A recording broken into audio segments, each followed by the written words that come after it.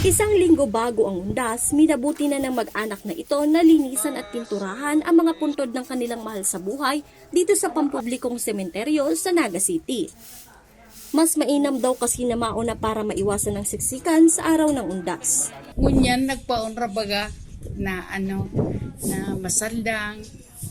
Kaya maski may mga trabaho, gabos man sila na trabaho. Ugmahon gabos. Nakahanda na rin ang mga nagtitinda ng bulaklak na ito na karamihan daw sa nabibili imported. Mas mabaka lang mga imported. Magayon sila. Aloy ang buhay nila. Mura pa ang mga bulaklak sa ngayon, pero asahan na tataas ng 50 o 100 piso ang presyo nito, 1 o 2 araw bago ang undas. Gaya ng arranged bouquet na mula 100 o 200, magiging 250 hanggang 300 pesos bawat bouquet. 100 peso naman ang posibleng itaas ng anthurium na 600 pesos lang sa ngayon. O ang isang dosena ng roses na 300 pa sa ngayon, pero 400 na pagdating ng weekend.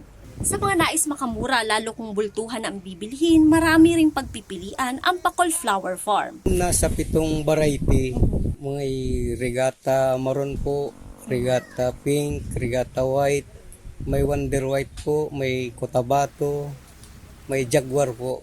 Yan automic ang inaapod. Pwede ring mag-self-picking gaya ng kanilang bestseller na sunflower. Halagang 180 to 200 pesos sa lahat ng variety.